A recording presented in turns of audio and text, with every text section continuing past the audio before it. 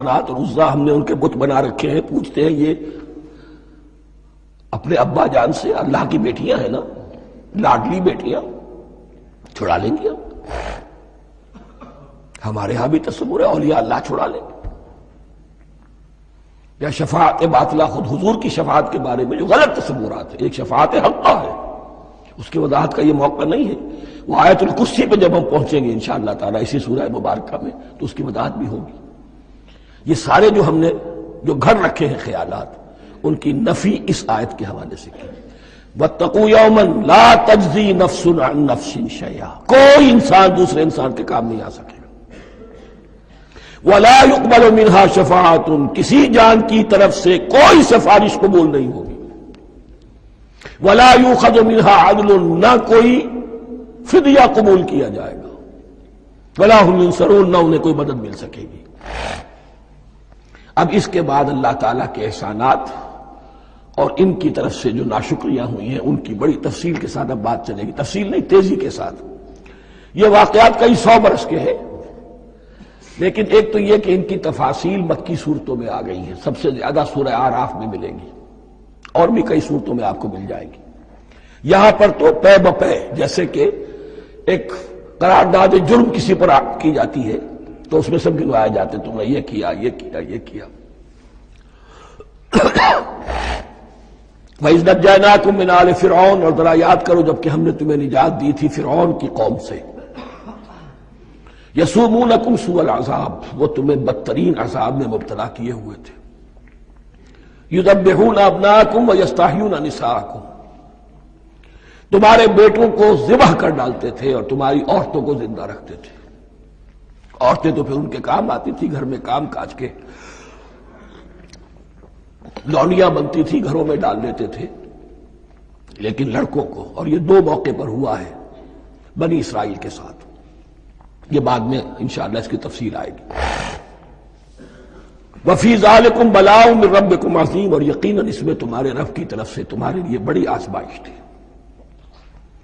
وَإِذْ فَرَقْنَا بِكُمُ الْبَحْرَ، اور یاد کرو جب کہ ہم نے تمہارے لیے سمندر کو پھاڑ دیا یا دریا کو پھاڑ دیا.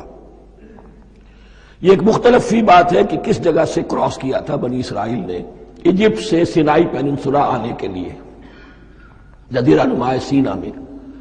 ایک رائے یہ کہ دریائے نیل کو کراس کر کے گئے ہیں، لیکن یہ بات غلط ہے. دریائے نیل تو مصر کے اندر ہے، وہ کبھی بھی مصر کی حد نہیں بنا. کسی کی رائے یہ ہے کہ جو خلیج سویز ہے، بحر قلزم جو ہے، ریڈ سی، وہ اوپر جا کر 2 کھاڑیوں میں تبدیل ہو جاتا ہے. خلیج عقبہ مشرق کی طرف اور خلیج سویس مغرب کی طرف، اور ان کے درمیان میں یہ سینائی پیننسولا جو ہے یہ تکون ہے. جیسے ہندوستان بھارت تکون ہے، ایسے یہ پیننسولا ہے، انڈین پیننسولا، سینائی پیننسولا. اور یہ سویس کینال تو بعد میں بنی ہے. خلیج سویس اور میڈیٹرینین بحیرہ روم کے درمیان یہ کچھ چھوٹی چھوٹی، اگرچہ چھوٹی تھی سمندر کے لحاظ سے، بہت بڑی بڑی جھیلیں تھیں، اور ان جھیلوں ہی کو پھر جوڑ جوڑ کر درمیان میں جو خشکی تھی اس کو کاٹ کر سویس کینال بنائی گئی ہے.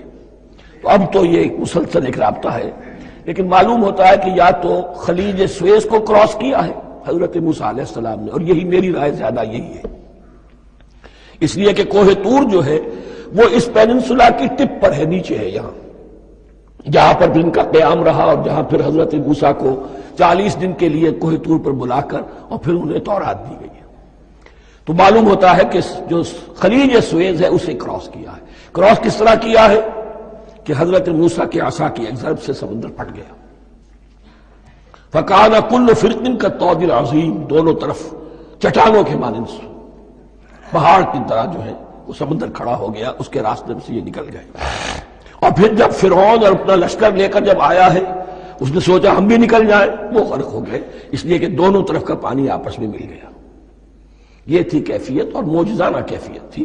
یہ کوئی فطرت کے یا نیچر کے اصول کے مطابق بات نہیں تھی، اور میں عرض کر چکا ہوں، آپ کو بتا چکا ہوں معجزہ کسے کہتے ہیں.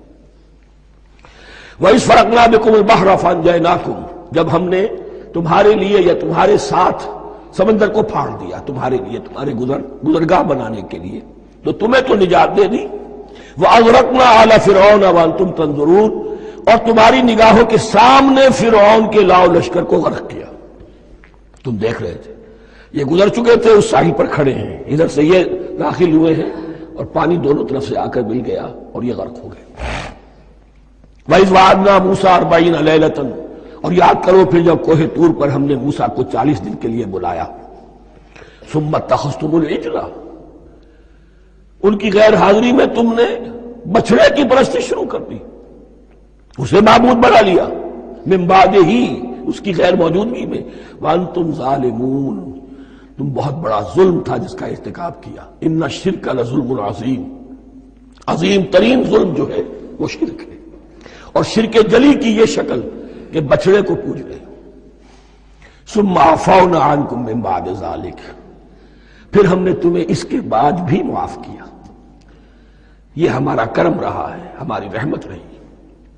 من بعد ذلک لعلکم تشکرون، تاکہ تم شکر کرو۔ وَإِذْ آتَيْنَا مُوسَى الْكِتَابَ وَالْفُرْقَانَ لَعَلَّكُمْ تَهْتَدُونَ، اور یاد کرو جب کہ ہم نے موسیٰ کو کتاب اور فرقان عطا فرمائی۔ یہ فرقان حق اور باطل کے درمیان فرق کر دینے والی چیز، اور کتاب عام طور پر جو آتا ہے وہ شریعت کے لیے آتا ہے، شریعت بھی دی، کتاب بھی دی، اور فرقان بھی دیا، لعلکم تہتدون، تاکہ تم ہدایت پاؤ۔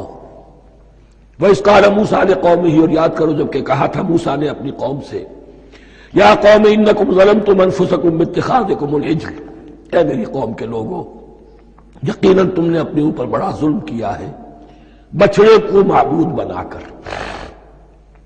فَتُوبُوا إِلَىٰ بَارِئِكُمْ، پس توبہ کرو اپنے پروردگار، اپنے خالق کی جناب میں۔ باری اللہ تعالیٰ ہے،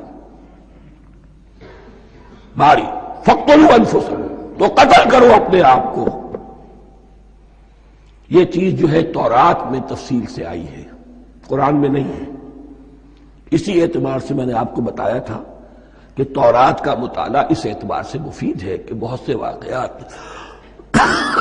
جن کا قرآن میں ذکر ہے، اجمالاً اشارہ ہے، اس کی تفصیل کے لیے ہمیں تورات سے رجوع کرنا پڑتا ہے، ورنہ یہ کہ اس آیت کا صحیح مفہوم واضح نہیں ہوگا۔ فَاقْتُلُوا أَنفُسَكُمْ، اپنے آپ کو قتل کرو، کیا مانی؟ یہ قتل مرتد کی سزا ہے۔ وہاں معلوم ہوتا ہے کہ حضرت موسیٰ نے یہ حکم دیا، 12 قبیلے تھے، ہر قبیلے میں سے کچھ لوگوں نے یہ کفر اور شرک کیا، باقی لوگوں نے نہیں کیا۔ انہیں حکم دیا گیا کہ اپنے قبیلے کے لوگ ان کو قتل کریں جو ان کے قبیلے میں سے اس کفر کے مرتکب ہوئے۔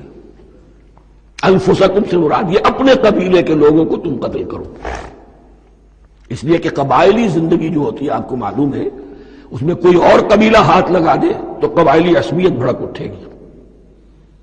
70,000 یہودی قتل ہوئے، اس سے بڑی توبہ اور ممکن نہیں، اس سے بڑا پرج، کسی بھی آئیڈیولوجیکل پارٹی کے اندر پرج بہت ضروری ہوتا۔ کچھ لوگ آ گئے ایک نظریے کو قبول کر کے، رفتہ رفتہ نظریہ اوجل ہو گیا، کچھ مفادات، کچھ چودراہٹیں یہ مقدم ہو گئی، اسی سے جماعتیں خراب ہوتی ہیں، غلط راستے پہ پڑ جاتی ہیں، تحریکیں بھٹک جاتی ہیں۔ تو آئیڈیولوجیکل پارٹی، نظریاتی جماعتیں پرج کرتی رہتی ہیں کہ جو بھی ہمارے نظریے سے ہٹ گئے اب ان کو ہم کاٹ کر علیحدہ کر دیں، اور یہی سے قتل مرتد۔ تو یہ چیز حدیث میں ہے یا پھر قرآن میں یہاں ہے۔ اس حوالے سے جو لوگ ہمارے ہاں بعض علماء بھی ہیں، جدید دانشور ہیں، جو قتل مرتد کی جو حد ہے اسلام میں اس کو تسلیم نہیں کرتے، لیکن میرے نزدیک یہ شریعت موسوی کا تسلسل ہے کہ شریعت موسوی کی جس شے کو بدلا نہ گیا ہو، جس کے بارے میں صراحتاً یہ معلوم نہ ہو کہ یہ شے تبدیل کر دی گئی، تو وہ شریعت محمدی کا جزو بن گئی۔ زنا پر رجم کا معاملہ بھی یہی ہے۔ قرآن مجید میں رجم کی صحیح آیت کوئی موجود نہیں ہے، حدیث میں ہے۔ قرآن مجید میں مرتد کے قتل کے لیے کوئی آیت موجود نہیں ہے، حدیث میں ہے، سنت میں ہے، اور دونوں کی کا جو منبع ہے وہ اصل میں تورات ہے۔